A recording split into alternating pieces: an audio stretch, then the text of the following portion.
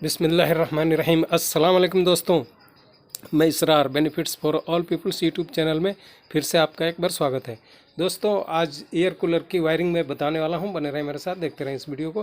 देखिए दोस्तों, ये लीड है, लीड को हमने यहां से एंटर कर दिया और यहां से देखिए ये जो 3 सुराख होते हैं, तो एक में ये लीड आ गया और दूसरे में ये मोटर की वायर आ गई, इस वाले मोटर की।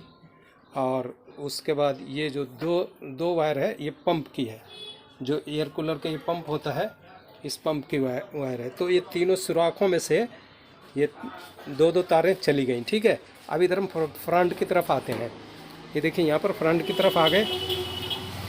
अब यहाँ देखिए, ये जो ये पंप वाली वायर हैं, ये देखिए, ये 2 पंप वाली वायर हैं। ठीक है, और ये यहाँ पर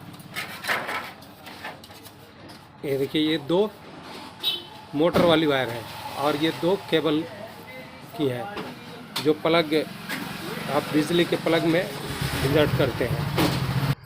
तो ये देखिए, तीनों में से जो लीड है, इसमें 2 तार होती हैं और 2 तार मोटर की हो गई, 2 तार पंप की हो गई। तो तीनों में से एक एक जो न्यूट्रल वायर है ब्लैक कलर की, वो हम ले लेंगे और ये देखिए तीनों को यहाँ इकट्ठी कर देंगे। ये देखिए, एक ये इसके हो गई आपकी, इस मोटर वाली वायर हो गई ब्लैक वाली। ठीक है, और एक ये हो गई जो लीड हमारी है, लीड में से 2 तार आई है, तो एक ब्लैक वाली ये हो गई। और मोटर की दोनों तार चूँकि एक ही कलर की है, तो कोई सा भी आप एक ले लेंगे, और अगर ब्लैक रेड है तो ब्लैक वाली ले लेंगे। और लेकर तीनों को इकट्ठी यहाँ पर जोड़ करके ये देखिए टेप लगा देंगे। 3 तार, ये देखिए 3 तार इकट्ठी हो गई। ठीक है, एक मोटर की, एक लीड की, एक पंप की। ठीक है, तो ये न्यूट्रल आपका डायरेक्ट हो गया।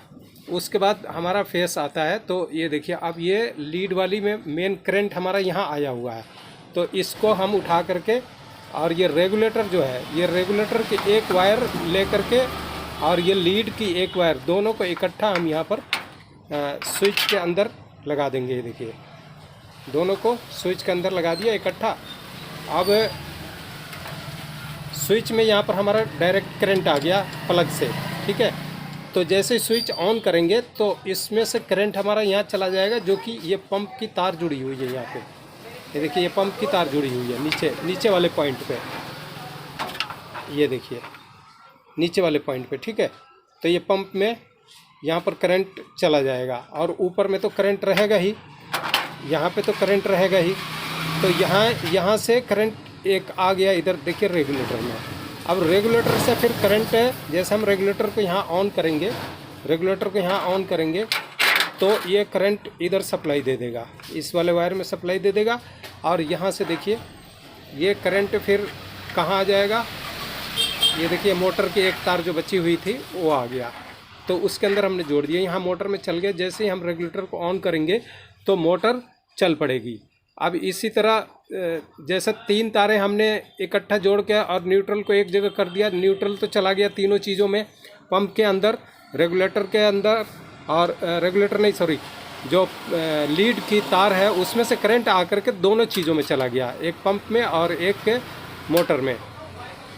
अब बच गया उसको चालू करने के लिए, तो यहाँ पर हमने, ये समझिए, इसका ये ब्रेकर है, जो रेगुलेटर है और जो स्विच है ये इसके ब्रेकर है। तो यहाँ से जैसे ही हम ऑन करेंगे, अगर हम डायरेक्ट जोड़ देते तो डायरेक्ट चल जाता, लेकिन हम अब स्विच ऑन करेंगे तो पंप चलेगी ये, और रेगुलेटर ऑन करेंगे तो मोटर चल पड़ेगी। बस इतने से सिंपल है।